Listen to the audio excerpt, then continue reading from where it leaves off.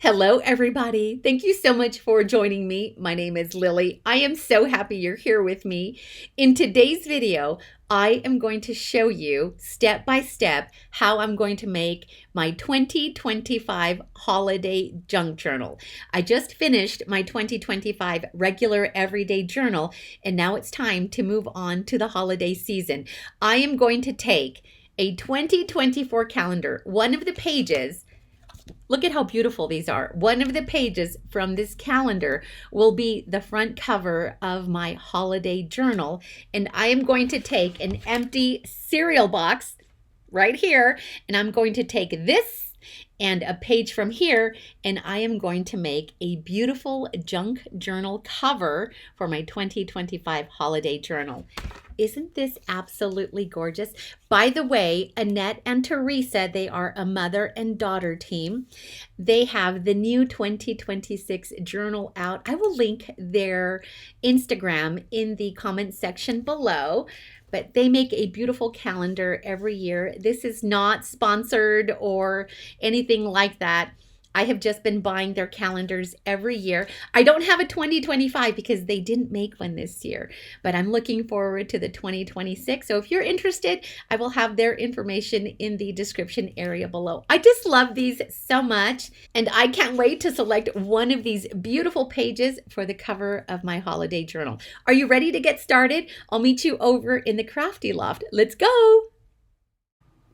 Before I even begin to work on the new holiday junk journal, and by the way, I'm not just going to do a cover, I'm going to do the entire junk journal and also add the signatures. But before that, I thought it would be a good idea to show you the holiday journals of the past. I've skipped a few years, but I have 5 of them right here, and I'm going to start with the very first one that I ever made, and this one was created in 2017. Oh my gosh, that was a while ago. And I used a cereal box and then covered it with fabric, super easy. And I did 4 signatures. I went overboard with the papers. Again, I was trying out new things. I was just starting. And too many signatures and too many papers. So towards the end, I didn't even journal in those pages. But really, really easy cover. And I do have videos showing you how I take fabric and cover the cereal boxes or any type of packaging for that matter. It's a thinner cover, but it works just as well. And on the inside, I used scrapbooking paper, just one sheet of scrapbooking paper to line the inside. And on the outside, really, it's just the fabric. I love it. I love this type of journal. Super, super easy. But that was the first and the last time that I worked or added 4 of the signatures. My favorite part about this journal is the fabric pages. Every few pages, I added beautiful fabrics as a page, and oh my gosh, I love that. And so in today's journal, I'm going to do the same thing. I'm going to add a couple pieces of fabric and insert them within the signature, and it'll be like a page. And once you glue things on it, it becomes pretty sturdy, pretty firm. So I will be doing that again today. The next journal, I skipped 2018 for I don't know why, and I jumped right into 2019. And in Christmas 2019, I spent here in Utah. I was living in California at the time, but I came and I spent the holidays with my family, my parents, my sister, my children, and I created this junk journal out of a Dollar Tree book. And what I like about this journal is that I took some wired ribbon and covered the spine with that. And I thought that was such a clever idea. And I used supplies that I had handy. My sister let me borrow like glue and scissors and things like that. And then I came across some old ephemera that I still had, or a sticker book that I still had at my parents' house. And I found this vintage rub-on transfer. Favorite part about that book. And it was easy. I like working with altered books. and that's just a different style that I enjoy making. And then I skipped 2020 for some reason. I don't know why, but here is 2021. And again, I used an altered book, probably from the Dollar Tree. And if I come across a red book, something inexpensive, or even something that's a little bit damaged, I will probably end up getting it because I like to repurpose it. For this one, I did take a piece of fabric and then covered the spine. And then on the cover, I used the greeting cards that I sent out that year. I just took the front of the greeting card and used it as the junk journal topper. Added the year, and I love that. I love that about this journal. The topper was so easy. So sometimes we don't have to reinvent the wheel. We can just use things like a greeting card and create it as a topper. The next one is, it's not 2022. I skipped that year too. This one's from 2023. Love this one. Another altered book. I'm pointing out that I recommend you put the year either on the front, on the journal topper, or on the spine, so it's easy to identify them if you have them on your bookshelf. I kind of had to open them to see what year I was referring to. This one, 2023, another altered book, and I remember this one specifically because I bought this book at the thrift store. It was really damaged. The spine was wonky. It was bent. It was lopsided. But I thought it would be perfect to alter and make it my holiday book. What I love about this journal is for the topper, I actually took a gift box. There are some holiday gift boxes, like the shirt boxes. And the top of it had this beautiful snowman design. I trimmed it down, created a topper, and glued it onto the front. Oh, I loved. In fact, that year I made tons of Christmas junk journals using holiday shirt boxes or packaging boxes and created toppers. This one, all of my journals have alligator mouth. That's just the way it is. That's just the way I work. I work with a lot of dimension, a lot of things go in there, lots of layers. That's just my style, I suppose. And then here is my journal from last year, 2024.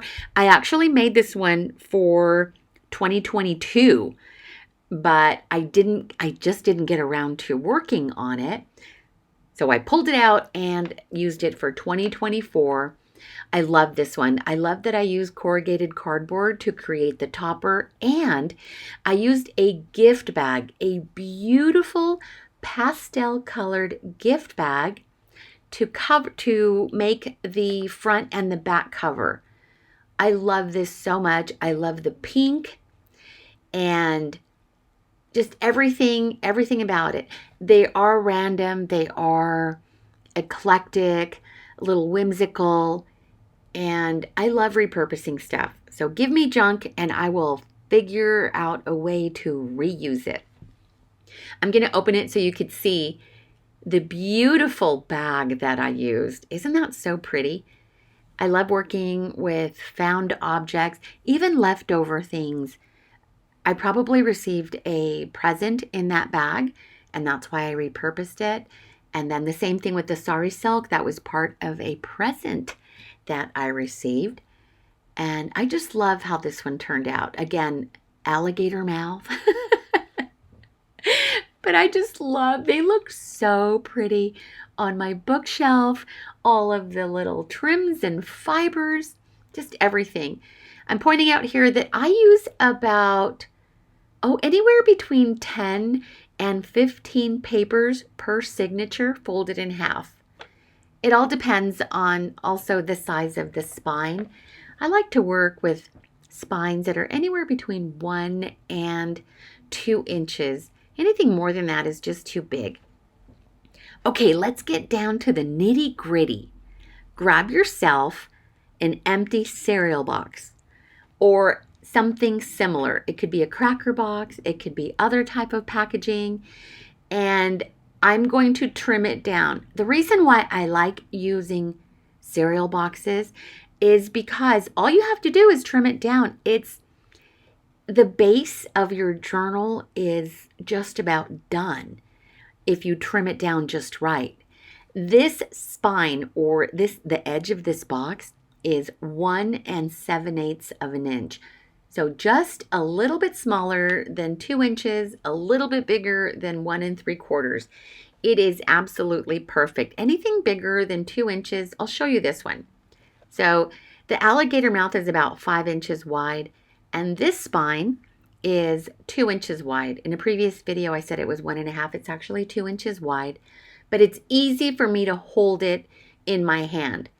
If it were wider than 2 inches, you'd really have to extend your hand to hold it, and it would just be too cumbersome for your hand. Imagine if you had a 5-inch spine.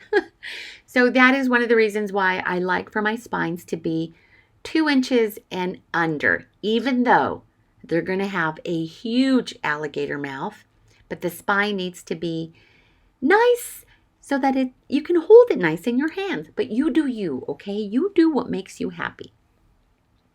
So now I am going to show you how I am going to trim down in just a moment. I'm not there yet. First, let me show you all of the supplies that I have gathered to make my junk journal.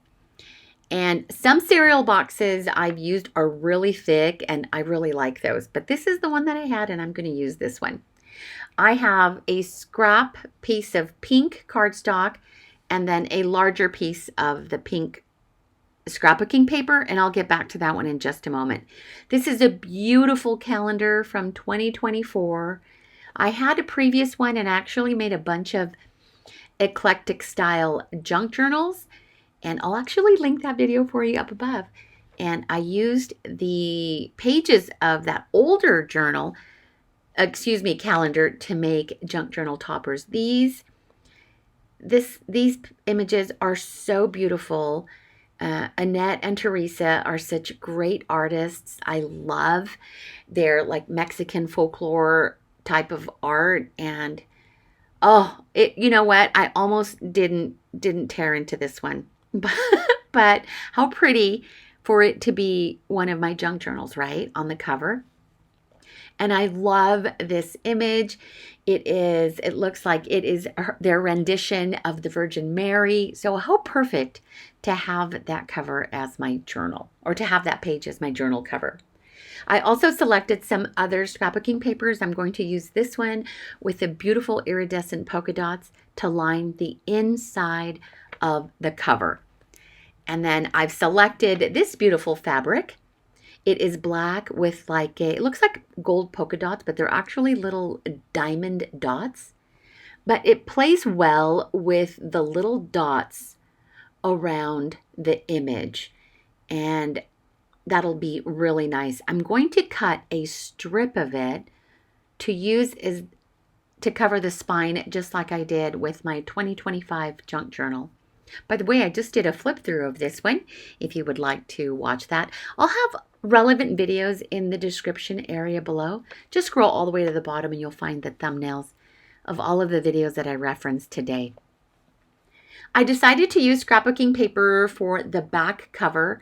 For my 2025 journal, I used really thick Anna Griffin cardstock.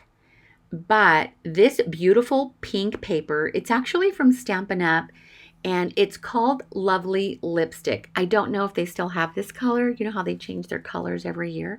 But I still have it in my stash, Lovely Lipstick. It's a beautiful bright fuchsia color, and it works really well with the calendar page. And that thinner strip, I'm actually going to use to reinforce the spine.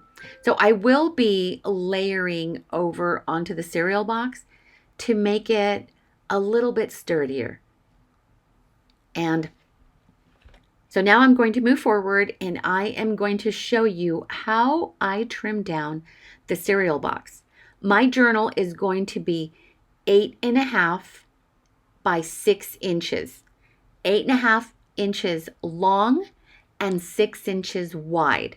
I'm going to use the edge, this long edge of the cereal box as my guide to trim off that right-hand side. I want to make sure I don't trim too much off because I'm going to need 8.5 inches in length of the cereal box. But I'm going to get rid of that excess on the right-hand side. So I'm just going to make a small cut, make sure it's level at my top edge, and I'm just going to trim it. By the way, this trimmer is by Fiskars.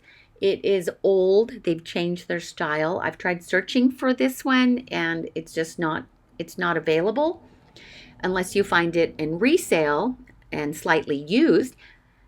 Don't hate me, but I found this one at a yard sale for $1 about 10 years ago. I know!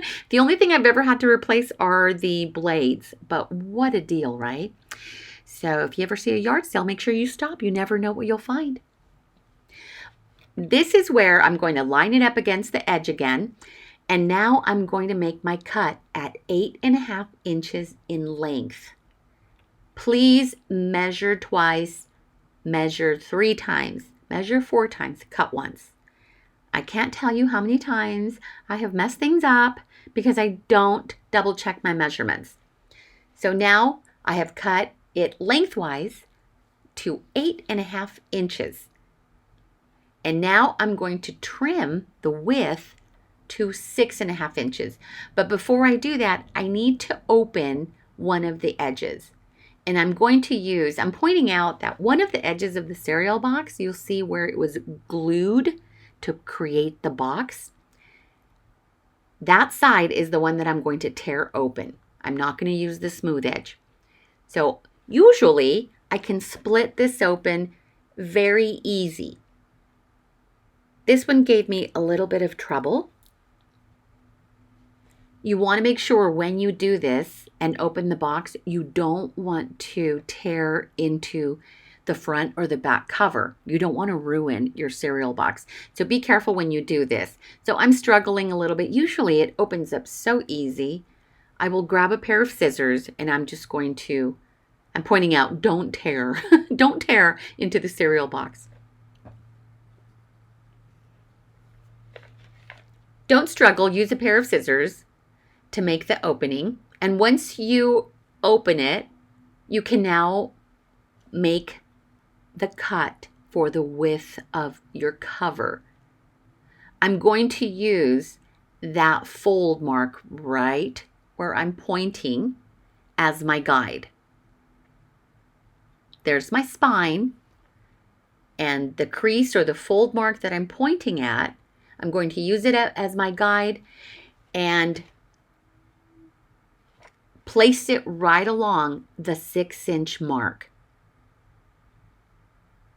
That will be my guide so I know exactly where I need to make the cut. I want the cover to be 6 inches wide. Measure twice. Make sure everything lines up.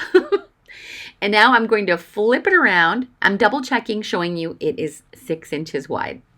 And I'm going to flip it around and do the same thing using that crease or that fold from the spine as my guide on the 6-inch mark, and I'm going to make my cut.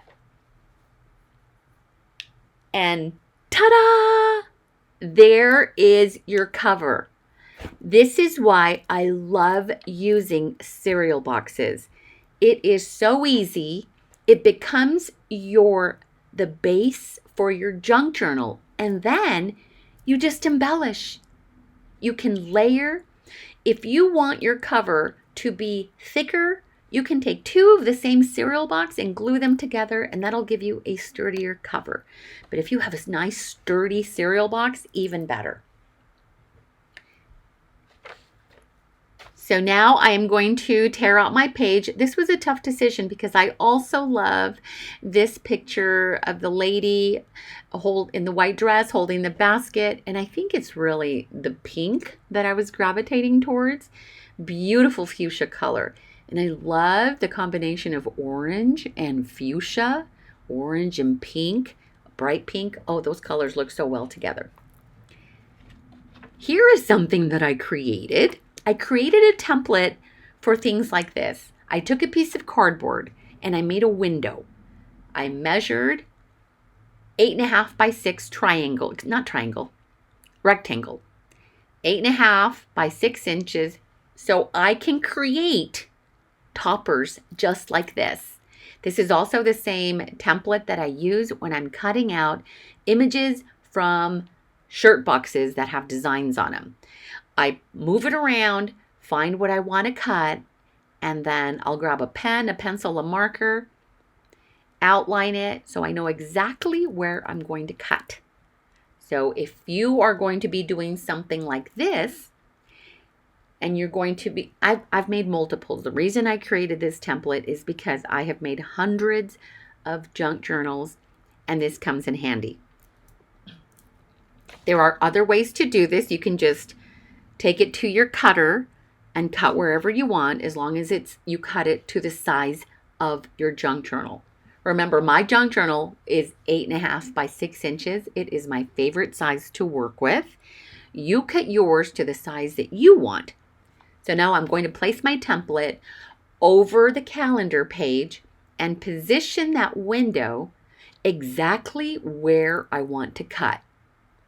Once I've committed, I'm going to grab a pencil and mark where I'm going to be trimming it down to 8.5 by 6 inches. I'm reaching for a white pencil. It's like a chalk pencil, so I know that it will easily erase.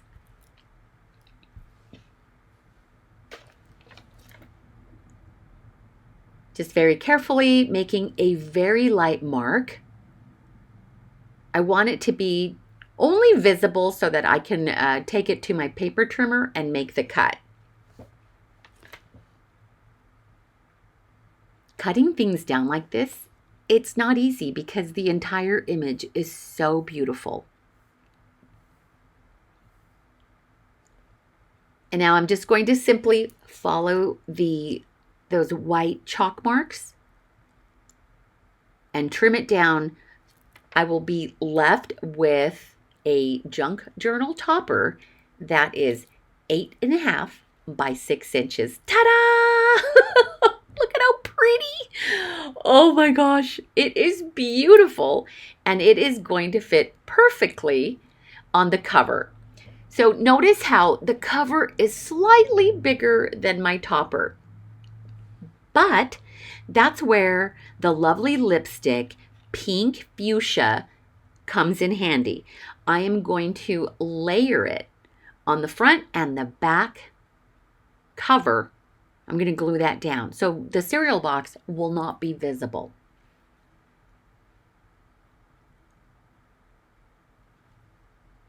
Trimming it down to 8. Trimming both of these. I have 2 sheets of this pink cardstock, and I'm trimming both of them down to 8.5 by 6 inches. I will glue one down on the front cover and also glue the second one on the back cover. You'll notice that there's still a little bit of cereal box showing right by the spine. I'm not worried about that because I am going to take some of that black fabric and it's going to cover the spine.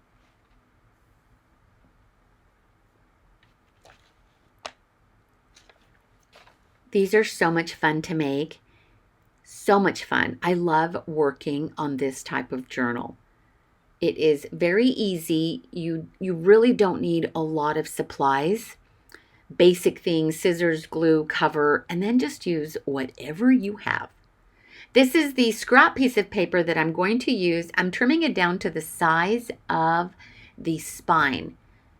It'll be 8.5 inches long and about 1 7/8 of an inch wide. I want to make sure that it's slightly smaller than the spine because I don't want it to interfere when it comes to folding it. I'm going to cut 2 more of the inside panels, trimming both of these scrapbooking papers to 8.5 by 6 inches. These are going to be used for the inside of the junk journal.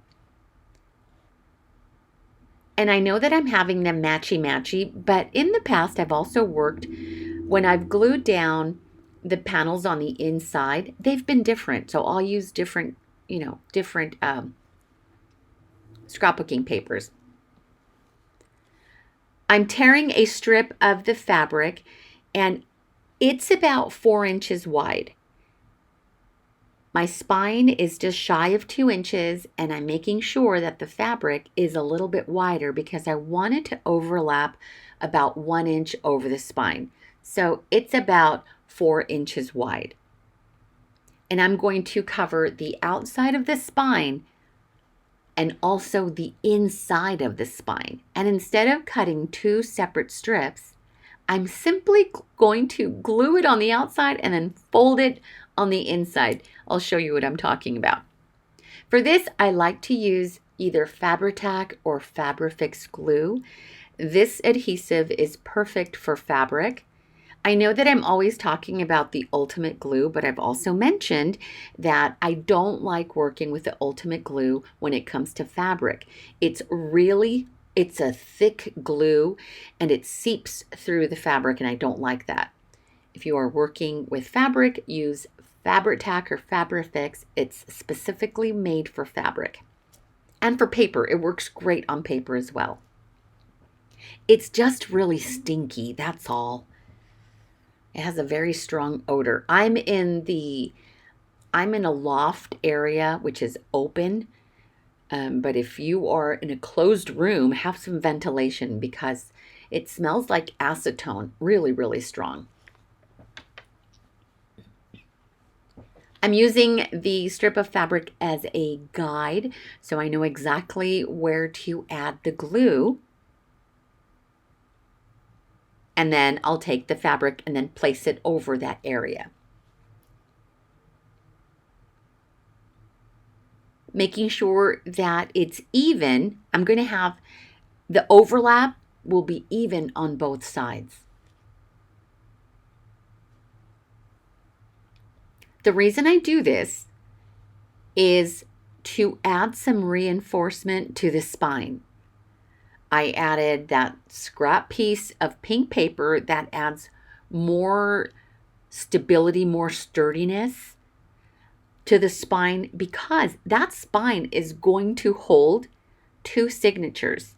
My signatures will have anywhere between 10 and 14 pages. We'll get to that as we move on. And so I want to make sure that the spine is going to be able to hold the weight of the 2 signatures. So I'm reinforcing it with that scrap piece of paper and now adding more reinforcement with the fabric.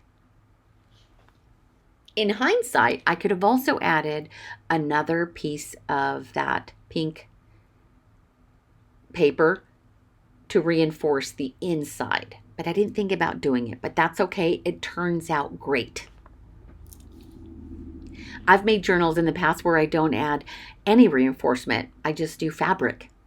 I just simply cover a cereal box with fabric. And that was my 2017 junk journal. And I've had it now for 8 years and it lives on my shelf. I go through those for inspiration and it's fine. They're holding up. They're holding up just great. My kids like going through my journals too. I use my pinking shears to trim off the excess, and now I have a nice clean edge at the top because I just folded it over. If you don't want to fold it over, you can cut 2 separate strips of fabric, and they don't have to be the same. Let's say you don't have enough fabric to wrap around. You can use different fabrics on the outside spine and also on the inside. And the same with your panels. They don't always have to match.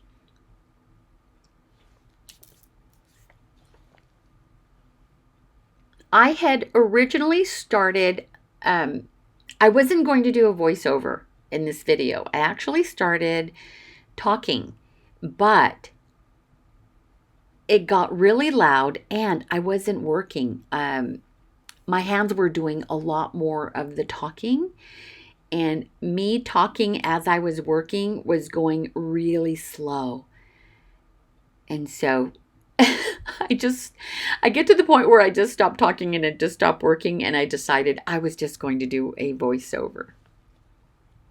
Because the video, the video would have been really long. This project took me about 2 hours. I am going to take my cover and run it through the sewing machine, and I'm going to do a nice zigzag stitch all the way around with some beautiful gold thread. I'm pointing out that I am not going to take the glue to the very edge. Notice how I'm leaving a little border about 1/2 inch. The reason is I'm going to be running it through the sewing machine, and I don't want my needle to gum up with the glue.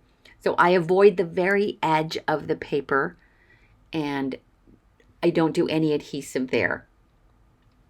If I was not going to run it through the sewing machine, then of course I would be using the glue to the very edge of the paper so that it doesn't lift.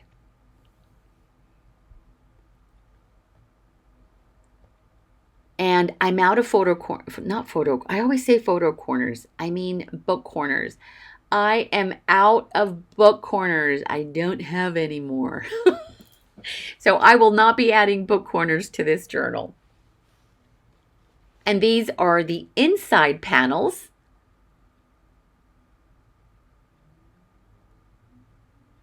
And then I double check.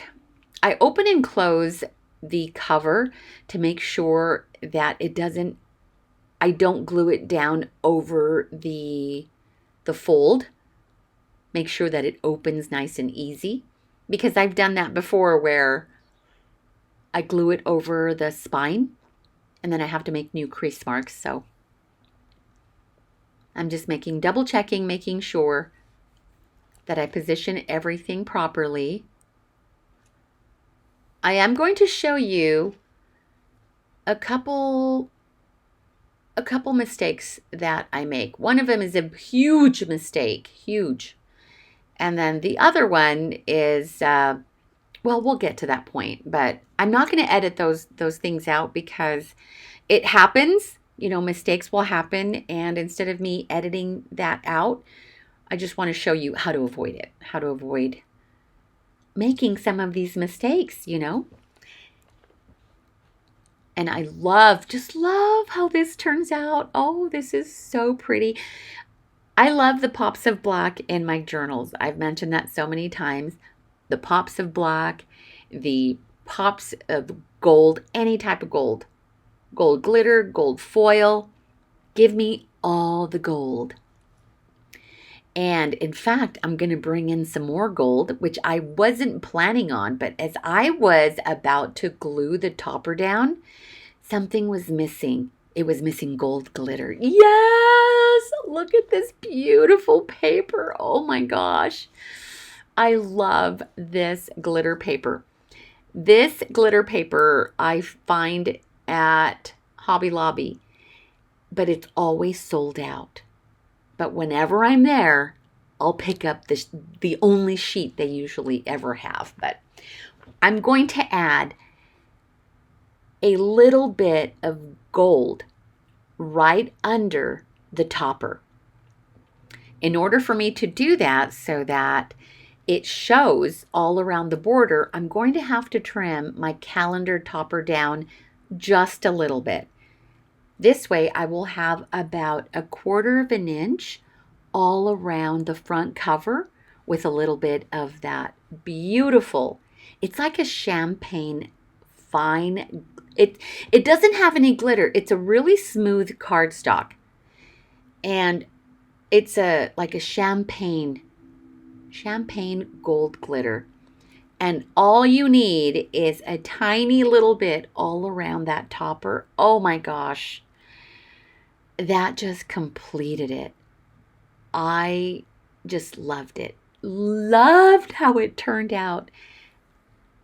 It brings out some of these little diamond dots from the fabric.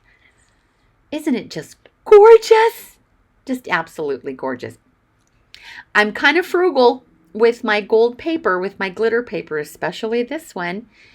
And you probably thought, oh, you're going to have that whole sheet go to waste. No, I'm not. I'm going to cut a window into this piece of cardstock. I'm basically going to be left with like a frame. because I am not letting that center piece of this sheet go to waste. I only need a sliver around the edge. So I'm cutting a window out as best as I can. It doesn't have to be perfect. Do you see what I'm doing? Basically cutting out a frame. And now I'm going to salvage this piece for future use. That is me being frugal and stretching my supplies. And I'm going to glue that down. I'm also, when I glue it down, I'm going to avoid the edge. So just a bead of glue, like towards the center.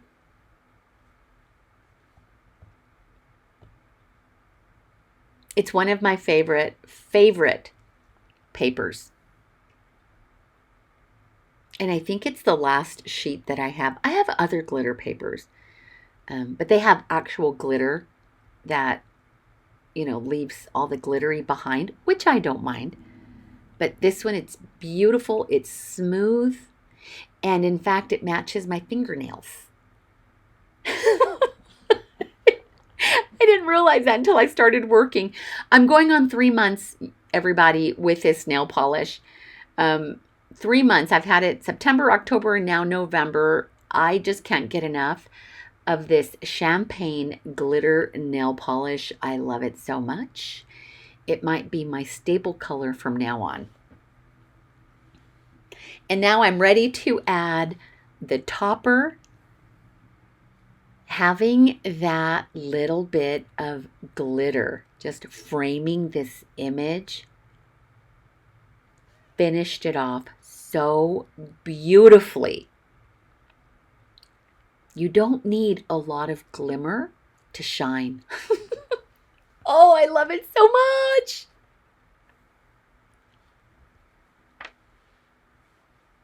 I got a little bit of glue on the cover, and so I took my little glue eraser and very carefully, I did spend a couple of minutes trying to remove the excess glue, and I was very careful, very gentle. And here I had an idea, and this is the beginning of the mistake that I'm going to mention. The good thing is that I don't ruin the cover, okay? I don't ruin the topper.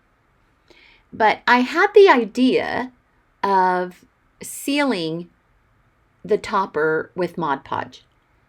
I've reused this Ultimate Glue bottle and I've added Mod Podge because my Mod Podge was in a 64-ounce container. It was just huge. I had this empty bottle of glue and I poured the Mod Podge into this glue. I am going to seal the topper. Please don't do this after you've added your topper. If you are going to seal your topper or your work, do it before you attach it to your junk journal cover. Fortunately, I don't ruin it, okay? But you're going to see the next step. Just be very careful. And then I used a lot of Mod Podge, so now I'm trying to get it back into the bottle. I worked at it very slowly and removed all of the excess and left a nice thin layer of the Mod Podge over the topper. Turned out fantastic. Then I remembered I have this Mod Podge brush, and I'm going to Mod Podge the back cover. This is where I make a mistake. The cardstock is somewhat thin, and what the Mod Podge did is it immediately started to bubble. My paper started to bubble. Do this before you glue your panels down. Had I done the Mod Podge on the cardstock before I glued it to the cover, it wouldn't have bubbled, but it bubbled. And I didn't like how it looked. I let the cover sit for about 30 minutes, and when I came back to it, it was full of bubbles. And the reason why it had bubbles is because of where I added the Fabri-Tac when I attached that pink paper. Do the Mod Podge, but do it before you glue things down, and then glue your Mod Podged paper down. I am so glad that I did not ruin the topper. So glad. And I think it's because it was a thicker calendar paper and it had like a glossy finish over it, so it kind of protected it. It didn't really seep through the paper fibers, where my pink cardstock absorbed all of the Mod Podge and it just bubbled really bad. So when I tore it out, I ripped some of the cereal box. So I am reinforcing it with this piece of craft cardstock. And then I will add the pink over it. I am not going to Mod Podge this paper. If I were, I would have added the sealer before I glue it down. So please, do the sealing before you glue things down. Do even a test strip if you're able to, because the last thing you want is to have your work to get this far and then discover that you've ruined your project. Fortunately, I was able to fix it. Even though I let it sit for 30 minutes, I was still able to remove it. I would have figured out a way. I was not going to give up. But oh, how lucky that I didn't ruin the topper. Oh, I would have cried. I would have cried. Or I would have just had a bubbly front cover. That is all. But very glad it turned out so nice. And oh my gosh, the pink hues look lovely. Just beautiful. And now my front topper is sealed and protected. I have now ran it through the sewing machine. It was very easy. I have a very, very beginner-friendly sewing machine, and I just ran a zigzag stitch all the way around. Isn't that so pretty? Oh, gold thread, gold polka dots, gold glitter. I left the strings. I didn't want to trim the strings down. It kind of makes it more junky. And I like that. I also did a zigzag stitch at the very top and the bottom of the spine. And I do love how it turned out. The next step is we are going to add the eyelets to the front and the back cover. I like using these wide eyelets. You know what? I say wide because they have, they're much larger. They are wide. They're wide eyelets. The hole is probably, this standard size hole in the eyelet. I'm going to use my Crop-A-Dile. I've measured to the center of the cover, which is about 4.5 inches, marked it with a pencil, and use the Crop-A-Dile. Comes with a little hole punch on the sides. And I'm going to, there's a small hole punch and then a larger one. So I'm using the larger hole punch, which matches the size of the eyelets that I'm going to use. I love these eyelets. I have different colors. I've been using these now for many years. And I have an Amazon storefront. And I will have the link to my storefront down below. I will also link these for you if you're interested in them. I used to get them from We Are MK, We Are Memory Keepers, but sometimes they're sold out and they are kind of pricey. I found a different brand and they are a fraction of the price. Super economical and a lot more color choices. So I'll have that information in the description area below. I went with the gold ones. So beautiful. By the way, if you do purchase from my Amazon links, I do have to let you know that I do earn a small commission, but I thank you in advance for supporting my Amazon links too. Thank you. I appreciate that.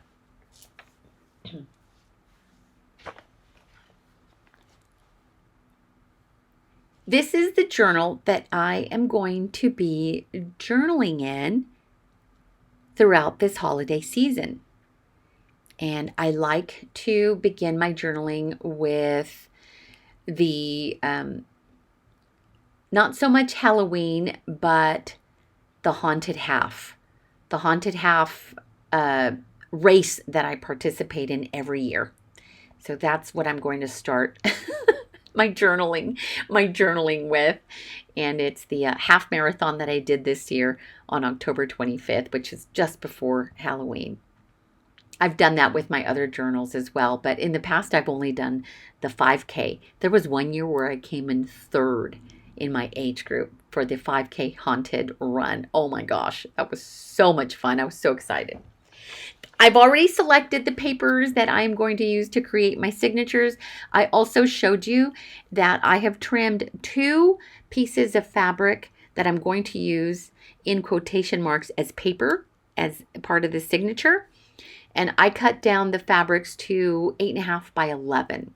My papers here measure 8.5 by 12 inches because once I fold them in half, they will be 8.5 inches long and 6 inches wide, and they will fit perfectly into my journal cover.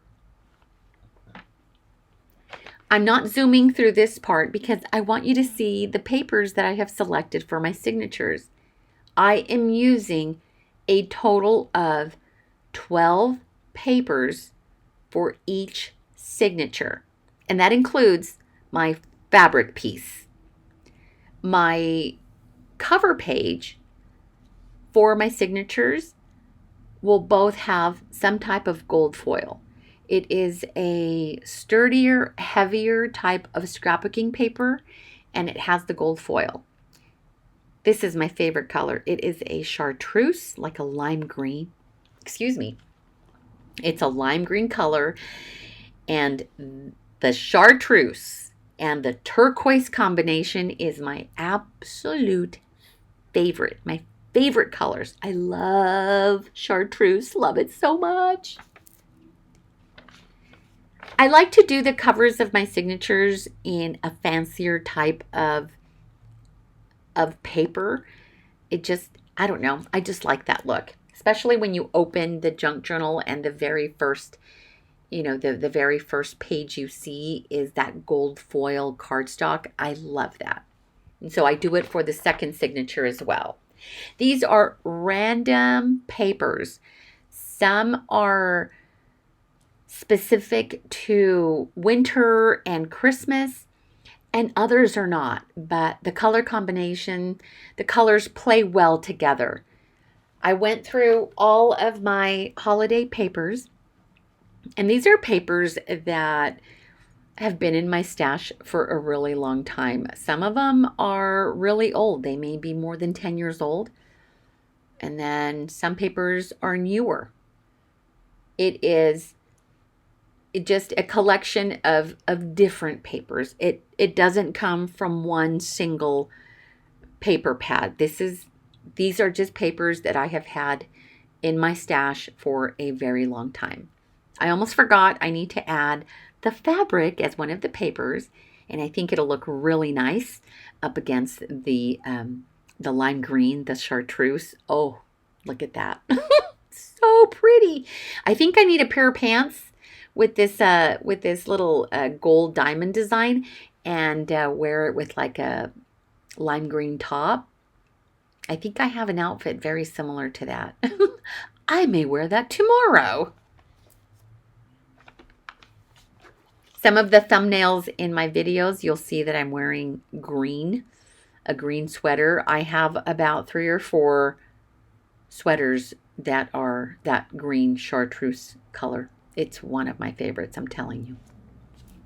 This is the cover for the second signature, and I've already placed the papers in the order that I want them to be. And that's really important. So before you begin to sew your papers into the spine, you want to make sure that they're all facing the correct direction we're flipping these papers and the covers upside down over and over again.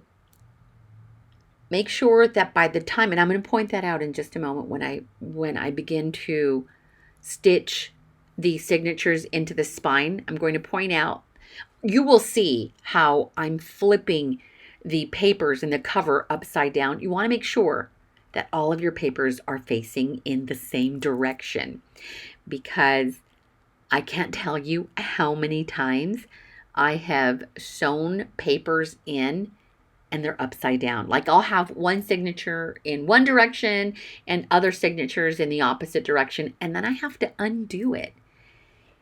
I've mentioned in the past my least favorite part. Now, don't get me wrong, okay? Don't go twisting my words. I love junk journaling and I love making junk journals. But there's always the least favorite part of junk journal making, and I've mentioned it before. My least favorite part of making junk journals is when it comes time to sew the signatures into the spine.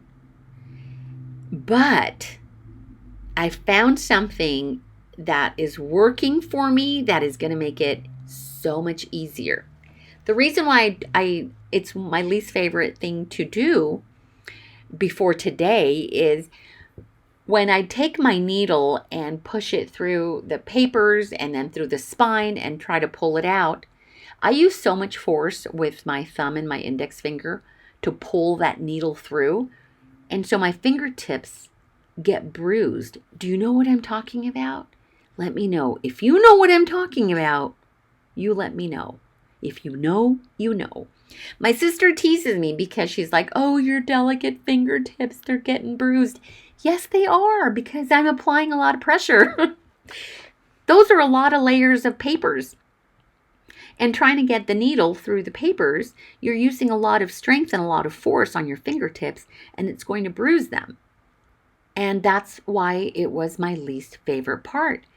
But I'm going to show you what a little hack that I came up with that's going to help so that your fingers don't get bruised, and it's going to make it easier to hold the needle and pull it through the papers without it bruising your fingertips. I'm going to show you that in just a moment. Double check to make sure that your signatures and all your papers fit neatly within the cover, and that's what I'm doing here. If my papers were too wide, I would have to go to the trimmer and cut off any excess. So I'm just double checking to make sure everything is lined up and it's the correct size. I made a little template. I like to make a template because I want to make sure that my signatures line up and everything looks good. I took a scrap piece of white paper and I cut it down to the size of the spine. It is 8.5 inches long and 1 7/8 inches wide. It fits perfectly in the spine. I take the paper, now that I've cut it down to 8.5 by 1 7/8 of an inch, and I fold it in half lengthwise, and then I fold it in half again lengthwise again. So you end up with this thin strip of long paper with 3 vertical crease marks. 1, 2, 3. This template is not only good for 2 signatures, but can also be used for 3 signatures. I'm then going to fold it in half and then fold it in half again. And this will leave me 3 horizontal folds. When it's all said and done, you have 3 vertical folds and 3 horizontal folds. Where the folds meet, all those little cross points where the vertical and the horizontal folds meet, I'm going to mark those sections with my pencil with a little dot. And that's where I'm going to make holes. I'm only going to do 2 signatures. I'm going to use the guide or the template for the first signature on the left-hand side and the second on the far right. The center markings, I'm not going to even worry about those because I'm not doing 3 signatures, I'm doing 2. And I'm showing you what it looks like when it's all said and done in my 2025 journal. This is what works for me. It looks like they're pretty far apart, but because I know that I'm going to have big mouth, chunky junk journals, this works for me. So if you make this type of template for your signature binding, just know that you can do it. You can use it to stitch in 2 signatures or 3 because of the 3 vertical folds. I'm taking the template, making sure that I position it perfectly. Take your time with this because you don't want it to shift. I'm centering it just right, and then I'm going to take these clothespins and I'm going to hold it in place. I don't want it to move because I am going to poke holes right where I made those little marks. I'm ignoring the center markings, okay? I'm only making the markings or making a hole on the far left and the far right. The top, the center, and the bottom. Be careful you don't poke your hand on the opposite side. If you accidentally make the holes in the center, it's okay. No one will know because we're only going to do 2 signatures. And I move the little pokey stick around a little bit to widen the hole because I'm using a darner needle and it's pretty thick and I want to make sure that it easily goes through the hole. I'm taking my white pencil and I am going to make a mark through the little holes. When I remove the template, I want to be able to clearly see where I made the holes because it's black. And they may not be quite as visible. So now I remove the clips, remove the template, and you know, this template, I will save it for later because I may come across another spine that is the exact same size. Do you see where I've made the markings? Now, take a good look at those markings. Make sure that everything is even. If it's not even, it's okay. You can make new holes. You can correct it.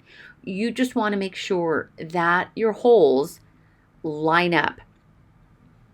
I'm going to use this template to make the holes in my signatures. Signature number 1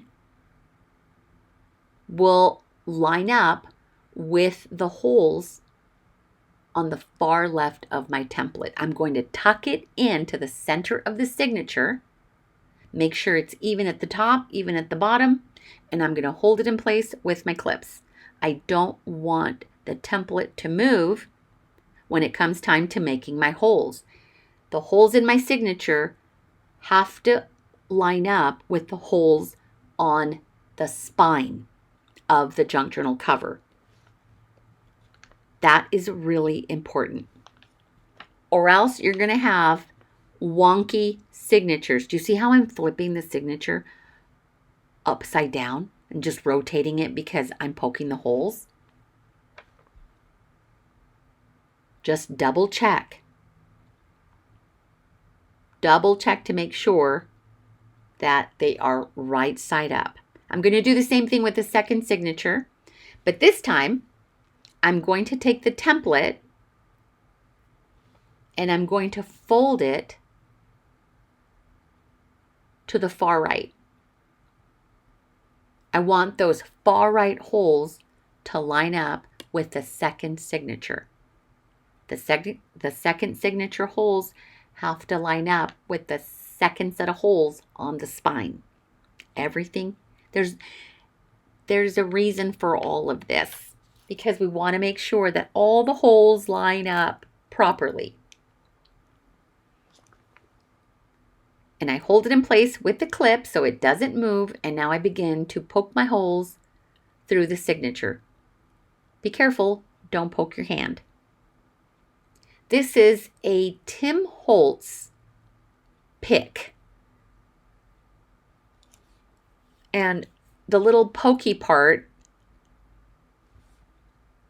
comes in and out of the handle, but I've used so much glue that I can't get it to retract. But it's a retractable pokey tool, except mine doesn't retract anymore. I'm checking here to make sure that before I begin to sew the signature to the binding, I want to make sure it's right side up, and I'm going to check with this one as well. Make sure it's not upside down.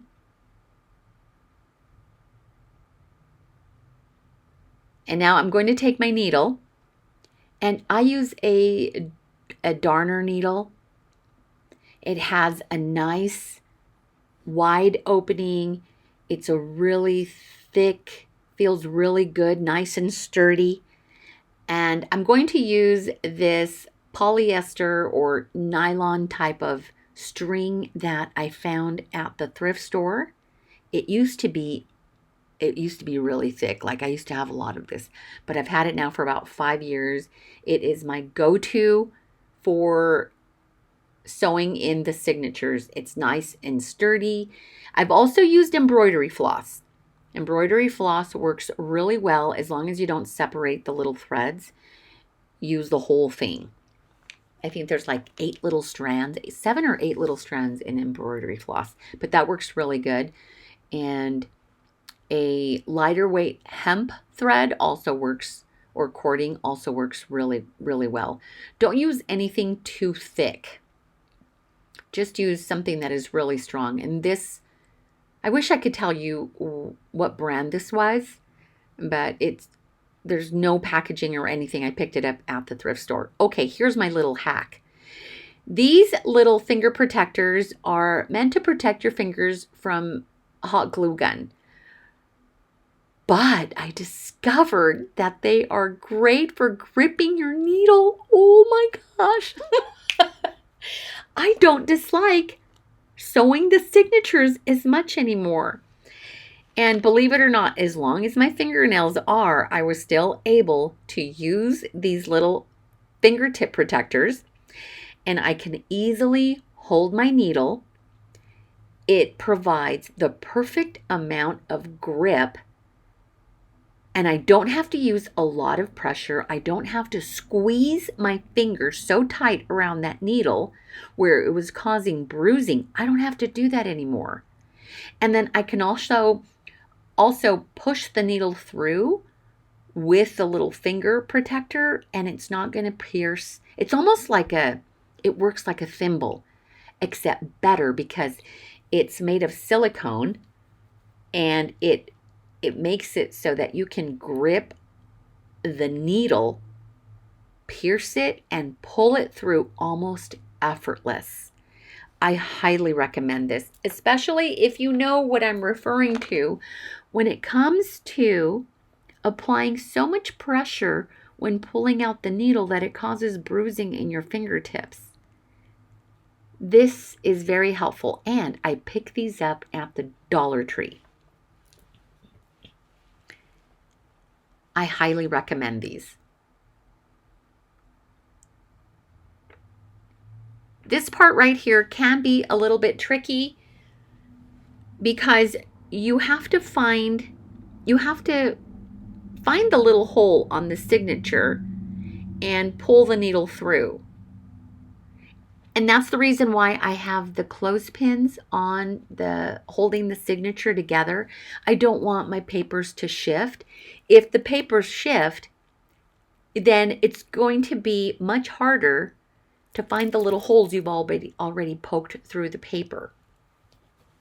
Using some type of clothespin or paper clips, even binder clips to hold your papers in place, will prevent the papers from shifting, making it easier to thread it through the spine. When you get to this point, pull it taut, but not too hard, because if you pull it hard enough, you can tear your string. And you want to make sure that you check both sides, make sure it's nice and taut. And then before you tie your knots, you want to make sure that you have one end on the right and one end on the left of that center string, so it is tied and stays knotted and your strings don't come loose. And that is signature number 1. Ta-da! You know, it only took me about 20 minutes to work on the signatures. That part didn't take very long. I used to dread this part, but now that I have my little rubbery thimbles, oh, it really, really did make a difference. I'm going to repeat this with the second signature, and I'm not going to edit it out. I'm going to show you the same thing again. I'm going to point something out. When you know how I said that I'm not editing the little bloopers or mistakes that I make because I want to help you so that if this happens to you, you know what to do or you can try to avoid it. When you are threading the needle through the spine, the second time around. So we start in the center. This, by the way, is called a 3-hole pamphlet stitch. You start in the center, and then I thread it through the bottom, and I'm going to continue through the signature. I'm going to talk about piercing the thread. I'm going to show you what I mean in just a moment. The paper's shifted a little bit, and I'm trying to get the needle to go through to the center of the signature. And so I'm just repositioning the papers, making sure they're all lined up. Sometimes it can take, a few tries. So just don't get frustrated. Just work through it. Be patient. Persevere. And now I'm going to thread it through the top. It's the last pass through that I'm going to talk about because it created a hiccup. In just a moment.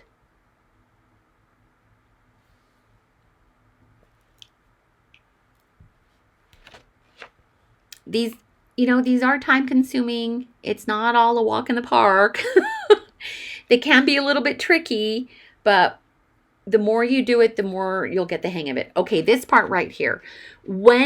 See how I'm going through that same first hole that I started with?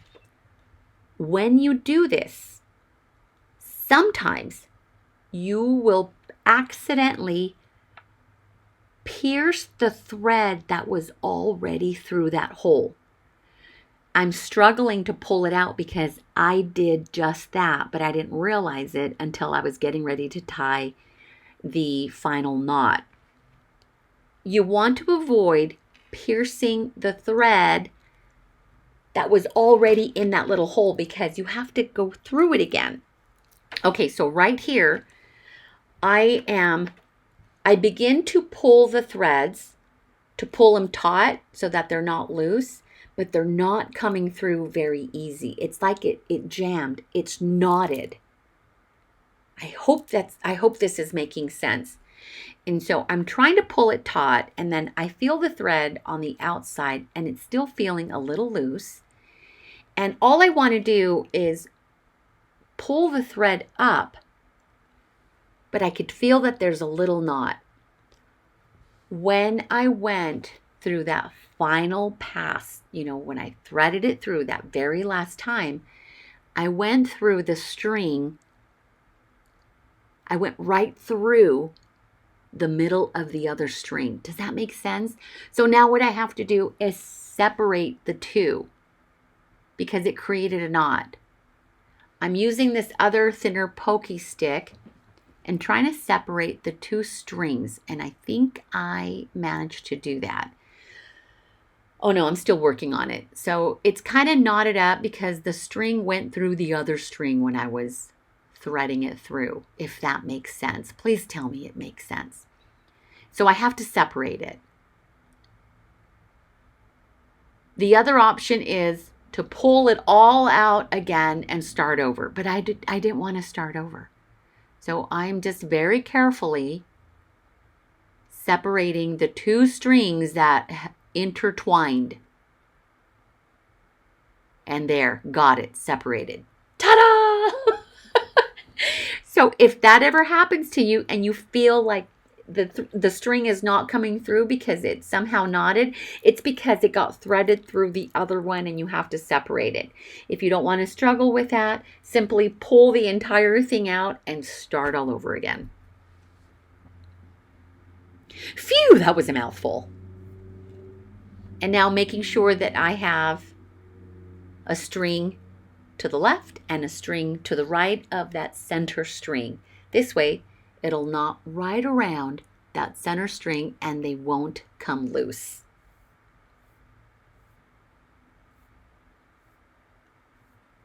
And that is signature number 2. OMG. I can't wait to begin to document in this journal. And look at how cool that fabric page looks in there. I love that. Little pop of black, meshes so well with the spine, and lots of polka dots. Didn't realize all the polka dots that are going on with this journal. Let me flip through the pages really quick so you can see how nice they look now that they are all sewn in. And you know, these use colors that you love. Use papers that you love. I only use papers that I love. If I don't love the paper, I don't love the pattern, I don't love the design, I'm not going to use it. So that's really important. And I love all of the papers that I have selected for this journal. I think they all work well together. And remember, these papers are going to serve as a backdrop. I like layering. There's going to be so much going on once I begin to document and I begin to journal in these pages. They're going to be backdrops. And a lot of the times I end up covering most of the page. But some of it will show through and some of it I won't do anything to. But I love flipping through the pages. So pretty. Plus, I'm also doing this to make sure that I didn't accidentally leave a paper in there that was upside down. That poinsettia paper is so beautiful. And I know that a lot of these papers are, there's a lot of Christmas papers in there, and I'm okay with that, even though a lot of my journaling will begin in late October, all of November, and then December. It's all going to be fine and dandy. It's my winter/holidays/Christmas journal, and it's going to be absolutely beautiful. Let me grab some ribbon so that I can thread it through the eyelets. Lots of polka dots. Didn't realize I was going to have so many polka dots, but I do love a good polka dot. Thank you so much for hanging out with me today. I hope that this provides you with inspiration so that you can create your own journal. I will be working on Christmas journals for my Etsy shop, and I will be working night and day to try to get as many as I can as soon as possible. But you can see they are time consuming, and I hope that I'm able to make as many as the fall journals that I created. So stay tuned for that. It'll be a lot of fun. I have different styles that I'll be working on. We'll see how it goes. Thank you for being here with me. I appreciate you so much. You guys take care. Enjoy your holiday season. Sending each and every one of you well wishes. You guys take care, and I will see you next time. Bye.